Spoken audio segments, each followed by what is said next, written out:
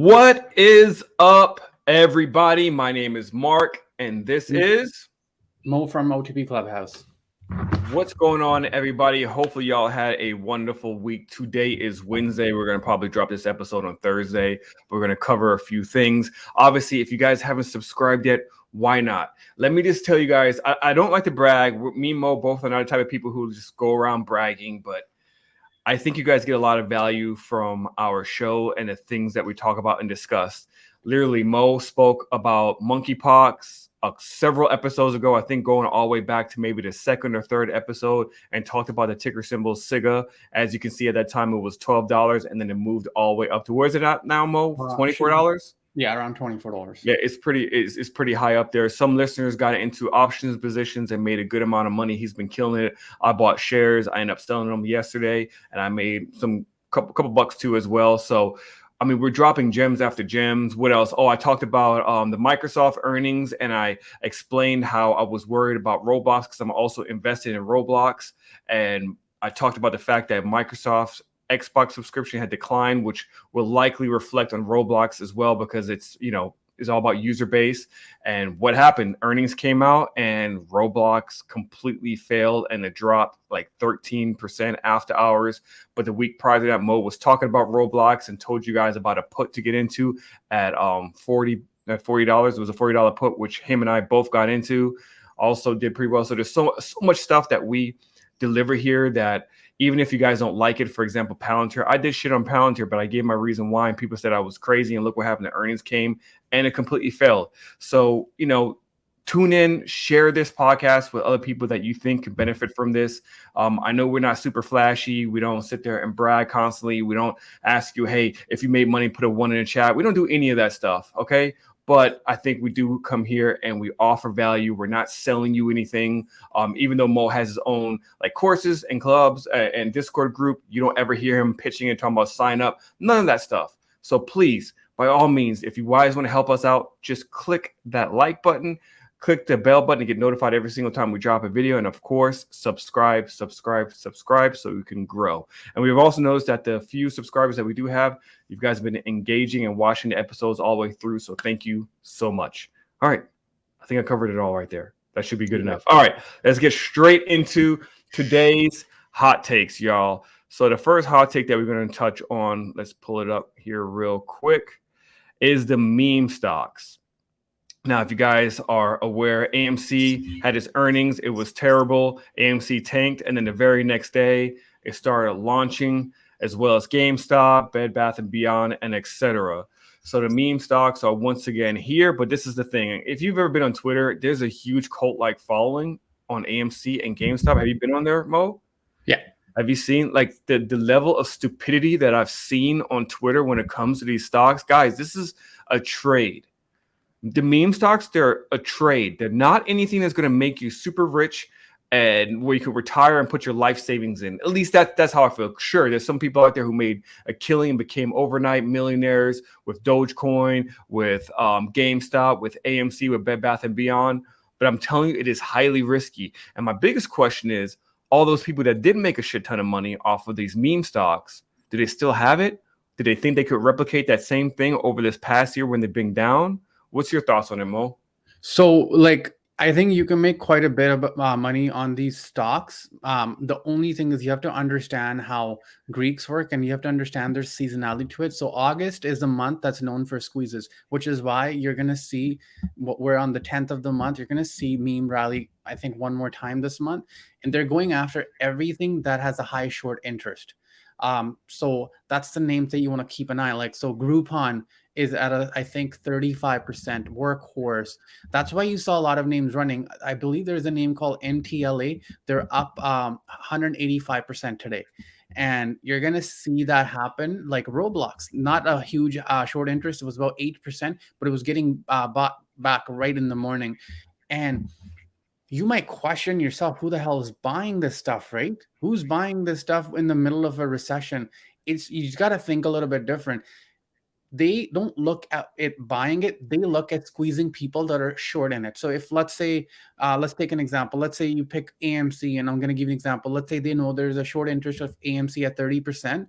they're going to put an amount big enough that's going to force those people to get out, causing a squeeze upside. When that happens, more people join in. So that's the kind of stuff that's happening. The misconception is that retail's driving it. Retail's not driving it. It's the funds that are driving this. 100%. And it's funny because literally yesterday I was a little inebriated in the evening, and I was just sitting there and I was looking at these meme stocks, and I had this conspiracy theory. I was like, what if the market makers and hedge funds went on Twitter, went on Reddit, went all over social media and talked about how the meme stocks are going to go to the moon, start pouring a bunch of money into these meme stocks to see it go up, have all the apes, that's what they call themselves now, right? AMC folks call themselves apes, and the GameStop people, and they all jump in, think it's going to go to the moon, and then it's going to pull the rug right from underneath them and take their dinner.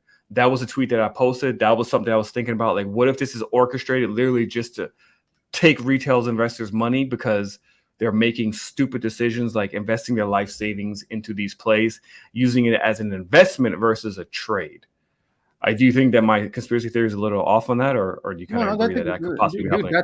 That's exactly what's happening. But the thing is, man, and this is why, like, for the longest time, I was like, trade like an institution, trade like a fund. Now, if you look at it, funds are not doing well, man. They're doing terrible right now. Except a select few, most funds are getting destroyed right now. They're mostly all short. And this rally, like July 13th, 14th is when we literally bottomed, and we've been running, and no one, including me, accepted this, thought that this is going to go this long. Like, it's almost been like a month where we've been just ripping, and any drop that happens, it gets bought up, which is cleaning the funds too. But you're right. That's kind of what the logic is.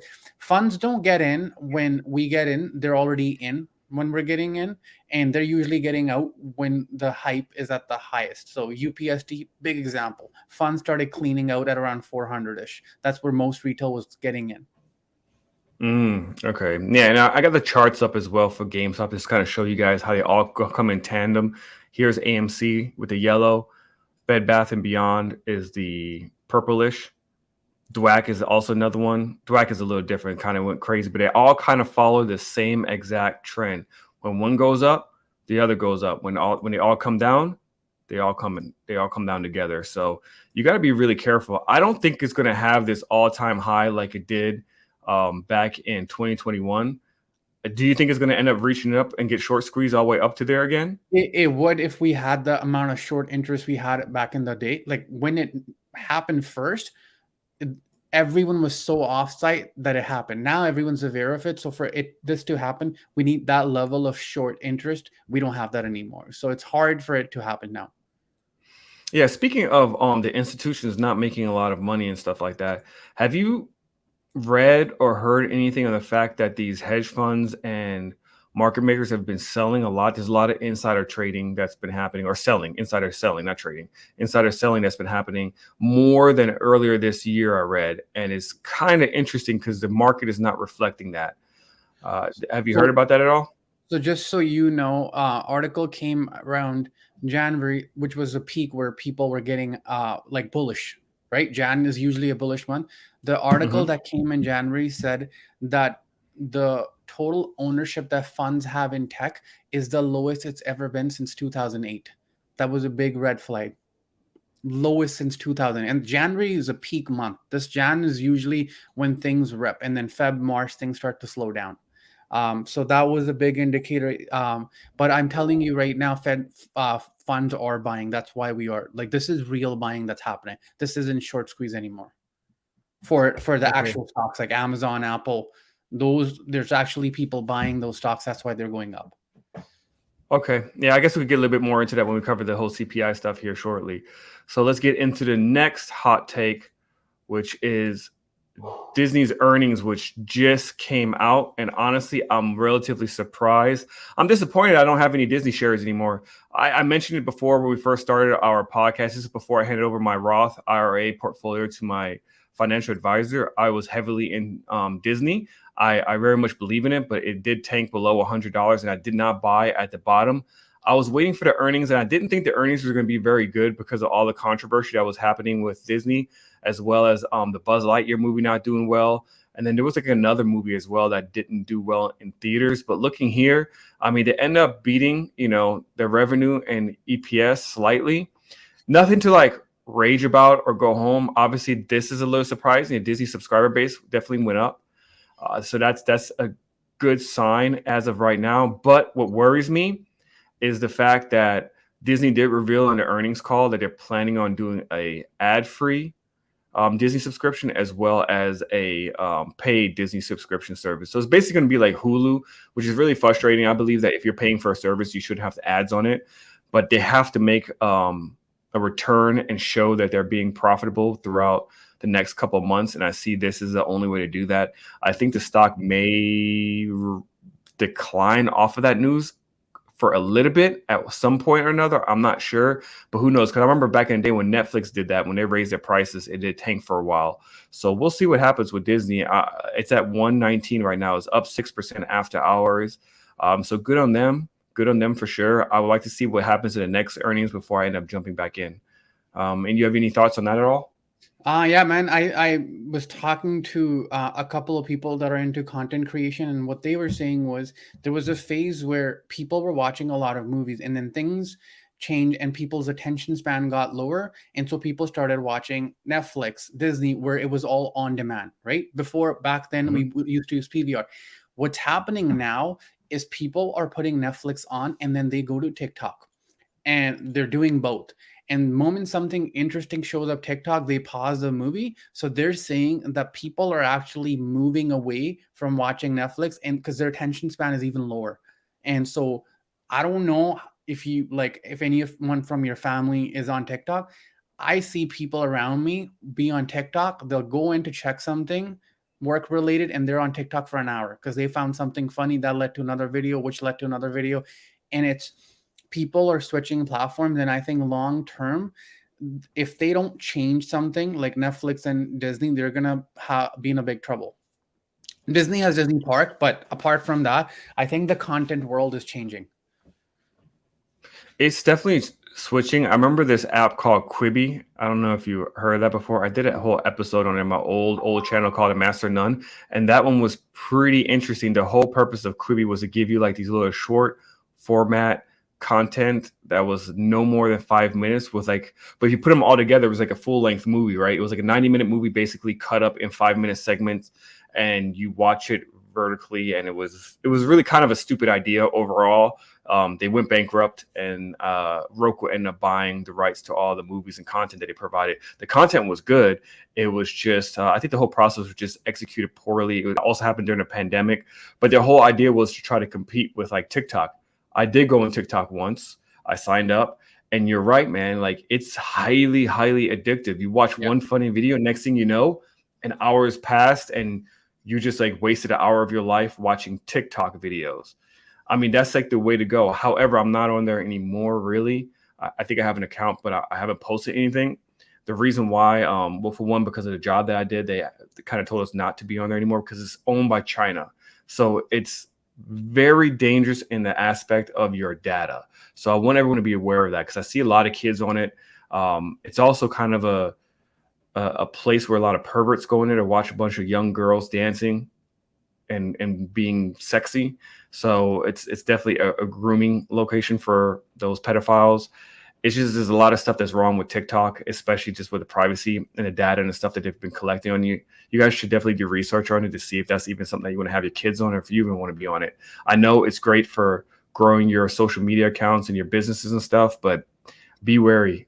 China owns it. They're collecting your data. They pretty much know everything about you. And they have an amazing, amazing biometric system over there, which I think they're utilizing all this data that they're getting from TikTok and all these other great apps that they have out there. So definitely be careful. Are you on TikTok?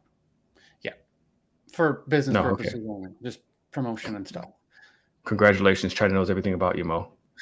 So now, but let's get into the next one. Once again, the one and only who gives us content on a weekly basis, Elon Musk. Once again, you guys see it? No, hold on. What happened here? Let me make sure. Let me stop sharing and then share the proper one here for you guys. But once again, Elon Musk, he's hit the news once again. This one was a little bit unexpected. I don't think anybody really saw this coming. But he sold $7 billion worth of Tesla stocks. The weird thing about this is that for some reason, I don't know why, last time he sold his shares, the stock ended up kind of dropping significantly, right, Mo? Yeah. It So I dropped could so go bad. ahead. I'll tell you why it happened. Yeah, hold on. Let me go pull up the charts here real quick to show you guys. Here you go. Yeah, so it actually rallied today. It was up a lot more earlier today, but still at the end of the day at nearly 4%.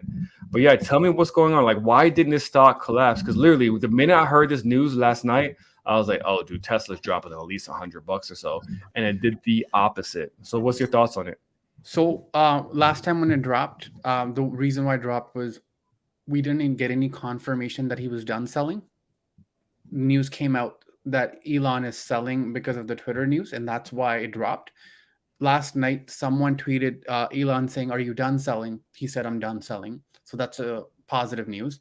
And then Elon goes, in the unlikely event that I have to buy Twitter, what's going to happen is I'm going to need cash if people pull out, like certain investors, if they pull out, I'm going to need cash. That's why he sold the shares. But if the deal doesn't go through, I'm going to be buying back Tesla shares, which is why it was up today. Dude, listen, you just said that Elon Musk said that he's not going to sell any more shares. Elon Musk is, I swear, the biggest grifter on social media. He said that months ago when he sold the first time. He said, I have no intent on selling any more shares. And here he is again, selling $7 billion worth of shares. And now he's telling people again, no, I don't plan on selling. Dude, that guy's full of shit, man. That guy's full of shit. The thing though is, like, you know how there's pattern recognition for charts, there's pattern recognition for people too. He said the same thing about Bitcoin too, and then he sold Bitcoin as well. So like, I honestly, like, you can blame Elon, I blame people. Actually, like, someone, he doesn't, like, he's not gonna care about what he said. If it comes to saving his ass or making money, he's gonna do what's right for him. People believing him saying that he's not going to sell Bitcoin or Tesla stocks, honestly, it was a smart move, and people are going to keep trusting anyone on Twitter. It's their fault. Yeah, this is exactly why I can't invest on any of the moves that he says he's going to do, because the guy is so fucking unreliable. It's disgusting. But, you know, he's got a great fan base. There's a cult-like following with him. So it is what it is. There's no denying it. His vehicles are awesome, but I just don't like the guy, man. I don't like the guy, and I think he's full of shit. And he's the biggest grifter on social media. He's the biggest grifter in the media. I'm not a fan. I'm not a fan. But obviously, people love it. Do you still think the stock's gonna go down to 550? Look, based on everything that's coming out, I think he's going to end up buying Twitter. If that happens, then that's not really good for the stock itself. The structure will get weak. Look, we're at a point, and we're going to get into at what point does the bear market done in terms of technical, because we can argue about opinions and stuff. We can say that, you know, valuations are so low that stocks can't go any lower, which is why they're going up. We can make all that. The only one thing that I'll tell you that my mentor taught me, when it comes to bear market, no one's going to know when the bottom comes. No one's going to know. And things happen when no one's expecting it. No one was expecting this rally. No one was expecting things to run up. If you go on Twitter yesterday, it was all puts, Willa. Same with funds, all got taken back out today. The market just ripped, man. Like, if you had weekly puts, like something like Roblox, you'd be laughing at night and crying in the morning, because the stock went from 47 to 38 back to 45. So literally, like, you, like, let's say you have $1,000 into the 40 puts, you'd be like, okay, I'm gonna make 5K. In the morning, you made $0. You lost everything. So that's the market we're in. Yeah, do you want to talk about the Roblox real quick on what happened? Because you called the 40 puts. You and I both got into it. I was very happy last night when I saw that it tanked. It literally went to $40. I think it even went below, 38. And I remember I think we texted each other, or you were like, man, hopefully it just stays like this, you know, pray to God or something like that. Yeah. And then this morning, the CPI numbers came out, and then it started running. But regardless, like, I bought the Roblox puts. I know you bought a lot earlier than I did. I waited until it reached $50, and then I bought the put, and I was up. And then this morning, the market opened up, and I guess we got IV crushed. I broke even. No. But Look, what happened what was happened? I don't know why you were getting. So Roblox opens 5 minutes after market open, right? That's when the bids show up. Because it's listed in New York Stock Exchange. That's what happens with most of the stocks. So I used to trade XOM a lot, the oil ticker, Chevron, and not Chevron. XOM is what? Is it? But anyway, so I XOM, used to yeah, yeah, I used to trade XOM a lot, so I know the bids don't. And then when you're like, that was never the bid. I don't know why I was showing. So after 5 minutes, you bought them at 2, correct? You're 199. So for me, it opened up at 220. That's what it opened up in, and within 10 minutes, it was up at 250. High went up to 280, and so it was an IV. So here's how you look at it, and that's why the play was so amazing. If the play worked, okay, if the play worked, you would have made minimum 100%, which is what if we stayed at 38, you would have made about 150%. But if the play didn't work, in your case, you would have been down 10% because you sold right away. If you waited a little bit, you would have been up 20%. You don't get earning plays where if it doesn't work out, you lose 20. If you don't, it doesn't work out, you lose all 100%. That's what happens with Yeah. earning play. But because the IV was so low and we had enough time, and it was so, for how much time you were getting, it was too cheap for RR. And what I'm going to tell you, I tell everyone in the group, you need to be immune to pain when it comes to trading options, because if you're not, what's going to happen is you like look at the market, like, fuck, I'm up so much. And then the stock recovers. You're like, no, I'm down now. It's going to mess up with your head. And then the rest of the day, either you're going to revenge trading or you're going to do something stupid. So that's why if you don't understand what happened, better get up, leave. If you're going to trade, there's more plays coming in, but I never get disappointed because when you get into the earning play, anything can happen. And that's literally, this was the worst case scenario where it goes to 38 and then takes all the puts out. If you bought calls or if you bought puts on Roblox, you'd be down. And that's kind of where the market maker wins the most. Yeah. I will say, just for full transparency purposes, this morning I wasn't freaking out. I was kind of pissed because I was expecting it to open up 200-300% because, again, I bought at when it was at $50, right? And it did not work out that way. You're right. It opened up. It was kind of weird. For some reason, it was showing that it was $1.40 for some reason for the first 5 minutes, and it did jump up to 220, and then it immediately dropped to 199, and that's when I exited. And yes, it did end up going to 250, 280 5 minutes later. But that play, really, I was expecting $400, $500, $600 return on that play because of the way that it dropped. It didn't work out that way. But when I noticed what you did, you got out, you like took a $168 L, and then you immediately got right back into it, and you end up making money on that Roblox play. And that's the difference between you and I. Like, you have like zero emotion when it comes to it, and that's like your superpower, I think, when it comes to trading, and why you do so well, because you don't have any emotional connection to the plays like I did. I was pissed. I was like, what the fuck? It's like I had the perfect play. There's no reason I should have broke even. I should have been up. I did my research. I knew it was going to tank, all this other stuff. And as I'm bitching, you got out of your position, you got into a new position, and you made money on Roblox while I was just sitting there bitching that I broke even. But in the end of the day, I didn't lose money. You made money, so it worked out. I shouldn't be complaining.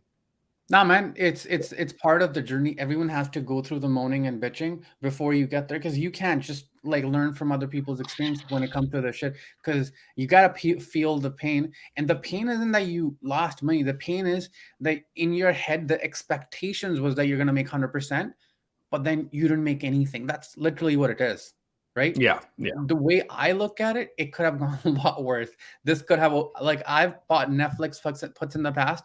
$6,000 opened at zero because same shit happened. And that's why I bought September puts. And our macro research was on point. Even Nvidia, go look at their earning. They said in the total loss of revenue they had, one of the biggest sector loss was gaming, 44% reduction. So our macro was on point, but look, man, market's ignoring the macro. So you should ignore macro too right now. There's no point talking about macro right now because CPI was 8.5. Apparently that's good. Market rips. So we're getting that. Yeah, we're gonna get into that in a second with the CPI, because we're gonna have to talk about that. But first, I need to get into something that another hot take. And guess who made this hot take, Mo? Who made this You hot did, take, bro? I dude. did. Yes, you made this fucking hot take, man. Look, you tweeted this. Oh, don't tell me it's refreshing. Come on, I had it all. Okay, this right here. You posted this yesterday. I'm sorry, on the 8th, my wife's birthday. If my goal was income creation or a side hustle, the last thing I would do is invest in the S&P 500, aka the SPY. What the fuck are you talking about? So I got a lot of Why DMs on would you this. say this? Yes, I need to understand, what are you smoking? Because you need to lay off of it. Look, a lot of people like to follow the crowd. So let's break this down. And like, I'm not gonna put myself in this situation because I'm not part of the average people. But let me give you some numbers. An average family in US makes about $79,000 a year. Average family, not a person, right? And the Mhm. saving rate right now fell from 6.6% to 4% because people are just, their disposable income is not going into savings right now. A lot of people are, spending money. I get all that part.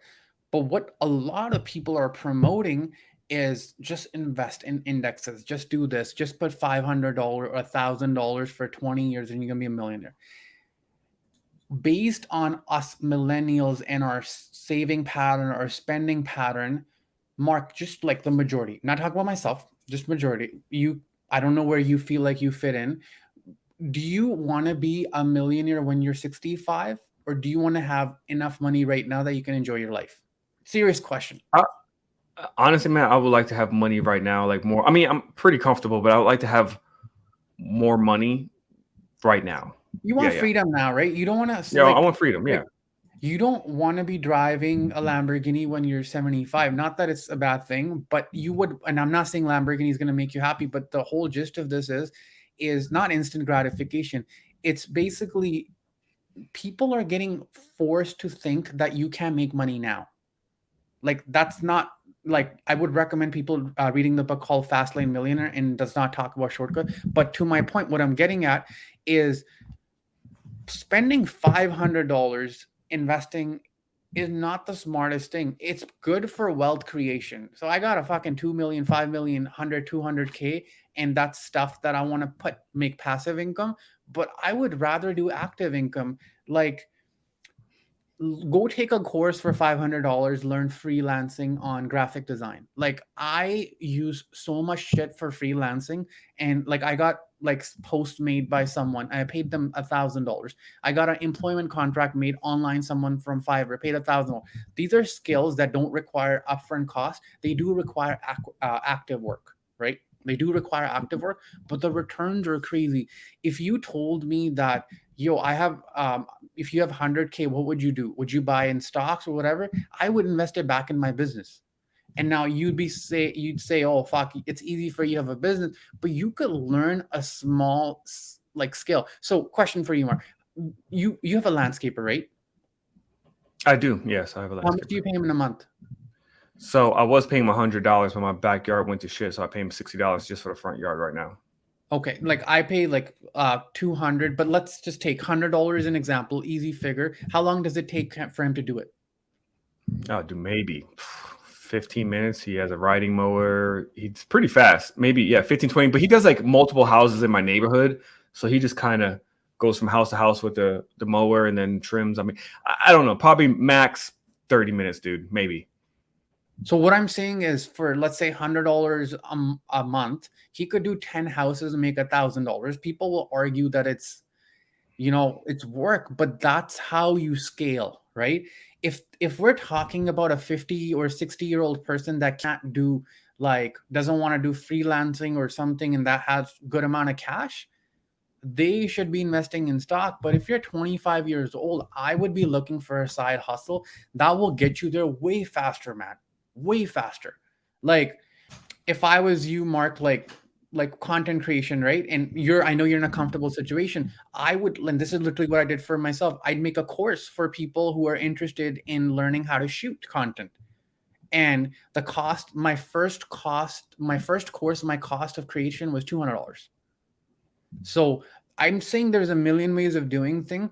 people recommend certain things just for the hell of it, and I'm starting to think it's mostly for engagement. And I'm not going to go more into it, but that's what I meant when I said I wouldn't do it. I would do it for wealth creation, where you put some amount of money in stocks, some in real estate, some in other shit, and then you passively earn. But there's most people aren't in that passive state, man. They're saving 6%, 4%, sorry, now. If someone's saving 4%, like, I don't know, man, I wouldn't be telling them to throw that money on $500 on indexes or whatever amount they have. That's kind of my thought process. I got you. I think though, there's mixed messages here, right? Where some people are seeing the trading as a side hustle, right? I'm learning how to trade, so I'm using $500 to learn how to trade. Would you agree with that? That some people are looking for that as a side hustle. It's a very risky side hustle because again, 94% are not successful or are consistent with it, right? So if you talk about options trading, that's not the same as investing S&P. And the fact that you're saying that people losing $500 a month are seeing that as they're learning, is that what you're saying? Yeah, they might see it as like a learning process, and eventually it will click. I mean, that's also, when do you decide it's enough is enough? How many $500 am I going to lose versus when am I going to start actually making money, right? That's another question that they need to have with themselves, because you can lose for 2-3 years in a row $500 every single month, and what are you really learning? You're losing money, really. Or like, look, like I'm being careful on what example I choose here because I don't want to offend people. Most people are getting into options trading to become overnight millionaires, and that's why I do my one-on-ones. And it comes across very fast. Most people want to take SBA loans and then dump everything on my callouts, copy paste, and then hopefully one of them lands and they make 100K, 200K, that kind of thing. I think most people are addicted to gambling. And that's kind of where it seeps in. Options is so much easier because you're just clicking buttons, and you go on Twitter and everyone's winning, right? Fuck, no one really loses in options on Twitter. Yeah. And there's guaranteed 1,000% plays on Twitter as well. And so Instagram, and then there's Lamborghinis and Rolls Royce that people buy within 3 to 4 months of options trading, right? Power of ops. So that's the kind of agenda that's getting pushed in. And the truth is, if I made 100K on GME tomorrow, it doesn't make me any smarter. I'm most likely going to lose it because I have no fucking clue how I got it. So there's making money and then there's money management. Both are very important. Like initially you said, there's people that made a lot of money in AMC. Are they still holding it? Most aren't, right? Because they feel like they see that pattern everywhere and they invest, and then the pattern isn't there. The easiest way to make money on AMC GME is putting in on technical or just putting in whatever you can lose. So you could say I make about, let's say, $1,000 a week and I'll take 100 every week and gamble it. That's a system based on risk management that you can like do every month. But what people are doing is they're blowing their account, putting in more in, and then hoping for a setup. The more they lose, the more desperate they're getting. And every time someone wins big, they get that hope. If Mark can do it, I could do it too. I'm smart. I can do it. Yep. Yeah. Yep. No.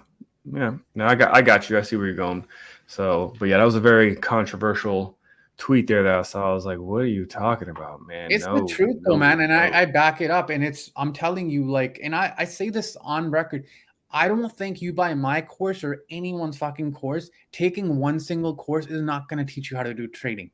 You need to be actively trading, be part of some kind of group. It doesn't matter, Discord, free group, or it's just your family. You guys are just shooting ideas and like practicing it daily. Most people are just buying courses hoping it's going to teach them. Same thing with these technical indicators that are people selling. All this algo shit, that's what it is. It's not going to do anything unless you build your own system. It's that simple. Yeah, absolutely. It's just like if you are into fishing, right? You could read as many books as you want on fishing. You could buy all the cool rods. You could know everything about every single fish that's out there. But if you never actually go out there to fish, you don't really know if you're good or not. Yeah. So you need to be able to apply it. For sure, man. I get what you're saying. All right. So to the next topic. This is no longer, we're done with the hot takes, but we're going to talk about the CPI numbers that came out today. So let me pull it up real quick, because we kept going back to inflation talk and CPI numbers and the bear rally and stuff. So this is the opportunity now for Mo for you to go ahead and touch on that. And what's your thoughts on the CPI numbers that came in? And apparently everyone was very happy with it. And the rocket started taking off, and people are making money right now. They think the bear market's over. So the thought is inflation's peaked. Okay, I can somewhat agree to that. We've gone so high. I'm not saying it's going lower, but it's hard for it to go any higher now because it's at a place where Fed's coming in and they're taking action. So we could agree right now that as of now, it looks like it's peaked, which is why we're doing a little bit better in the market. But to say that recession's gone, that's another thing. So I would divide this market into two things: bear market for inflation and bear market for recession. There's a second bear market coming in, and that's what scares me the most. And September is likely the month this goes. But we're level to level traders. If it goes up, we buy call. If it goes down, we buy puts. But I don't think we're out of the woods yet. So you're still pretty much stuck on your stance that you still think there's going to be a pretty big leg down. Yeah. It's going to happen when people aren't expecting it. Right now, we're too hedged, man. People already have September, December, January. But this is going to happen when everyone gets comfortable, back into calls, back in stocks. We're good to go. That's usually when this stuff happens. Okay. No, I definitely get that because I somewhat do feel like I've missed out on this nice little run. Now, I've been buying stocks that have been doing pretty damn well. But when it comes to like the trading and getting some option plays and stuff, I definitely feel like I missed a boat a little bit because I was expecting the drop to happen weeks ago and it hasn't happened yet. So I definitely agree with you that that's how the game works, right? They want to get you caught off guard. I keep saying it's, market makers or hedge funds, whoever, makes all these moves. I don't think there's like a table where they're all sitting at and they're like, let's screw over to retail investors. I think it's just a calculated time and risk that they all are aware of. And that's when they're going to end up shorting and dropping the market, in my opinion. So we'll see, man. We'll see what happens. But you definitely you still think this is a bear rally trap. Yeah, we'll go over when I think it's over too. Okay. All right. That sounds good, man. We'll definitely touch on that. That's why you guys should definitely subscribe, like, and share this video with other people that you think could benefit from it. So we're going to get to what's in my lunchbox. In this segment, I typically go over stuff that I'm planning on buying this week or have bought on a stock side of things, an investment, and then Mo goes over like a play that he may be eyeing. Do you have anything that you're actually looking at today? No. As of today, I don't want to give out anything because I don't know how the PPI numbers will be tomorrow. So no play, but I'll go over the SPX charts because I want to give you guys some levels. All right, go ahead, pull it up, man. All yours. Okay. All right, so I'm gonna show you guys something, and there's two thoughts right now. The bear market's over, and then there is bear market's not over. So historically, when I say historically, I mean the data from 1950 all the way to today stresses that anytime we get a bear market where we get a drop, if the market retraces 50% or more, the bear market is over. This stat is based on from 1950 to all the way. Anytime we've retraced 50% or more, technically the bear market's over. What we have here is a Fibonacci retracement on the high for SPX and the low for SPX. And based on that, the 50% level is 42.31. Okay, that's what I'm watching. And then the other one that I think everyone's been talking about is the moving average at 200, which brings us to right now against moving average. So it's going to be different, roughly 43.34. So it moves around 43.34 to 43.40. These are the two numbers. So the difference is 10 points. That's the number you want to watch. And it's going to come pretty fast. Like we're August 10th. In my opinion, from here on, we should range. And the way you look at this data is a daily data. So if let's say we go to 43.50 tomorrow for 5 minutes, that doesn't count.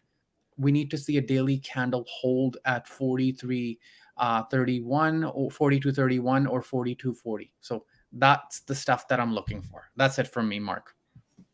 Okay, thank you for sharing that. Definitely gonna keep an eye on that. So when it comes to the investing side, I did buy some stuff recently and I'm actually up pretty decent on these. So let me share my screen. I'm gonna pull this up in my chart. This is Norwegian. So let me go make it bigger. Norwegian Cruise Lines. Now, it had earnings. The earnings were terrible, and it literally dropped down to one of the levels that I had plotted out here, and that's where I bought. I bought yesterday at $11.99. Now, Norwegian Cruise Line, it's not in the best state. That's one thing that I've noticed. I was looking at the cruise lines and the airlines. They're the only sector that really hasn't recovered since the pandemic. Look, let me pull up this one is Carnival Cruise Line, the orange line, as you can see.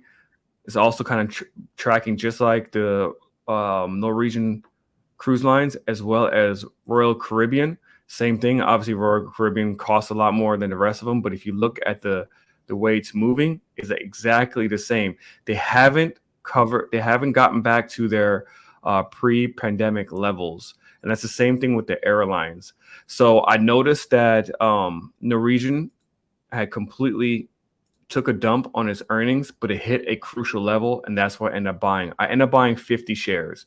And the reason why I ended up buying 50 shares is because my intent was to buy another 50 shares today when it dipped below $11.99, so I could start doing cover calls on it, because I feel pretty confident when I'm at near the 52-week low or at one of the lowest points that it's ever been at. I feel comfortable taking a risk at that level. Plus, it was relatively affordable.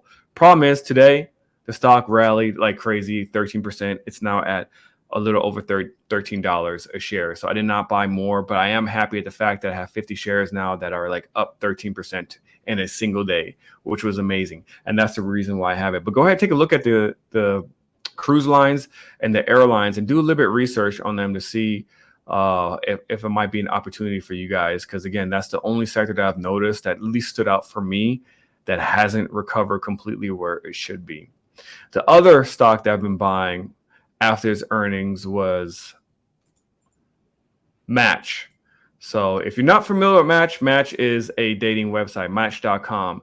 Now, I had these levels plotted before where the weekly demand zone was between $47 and $52 to $53.60. It did come down at one point and hit at the $59 range, nearly $60. That's not where I bought it. I actually bought it at $64 right after the earnings, but I was comfortable buying it because I also did some research on this company. Match.com doesn't just own Match.com.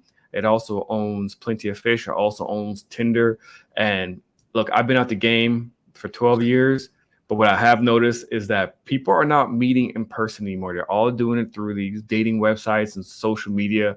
So I feel pretty confident in oh, that's the storm. It's crazy. It's raining out here like crazy right now. But I'm pretty confident in starting a position here, which I did. I bought, I believe, 5 shares, maybe 10 shares, but I'm also up in that one because I basically bought close to the near bottom.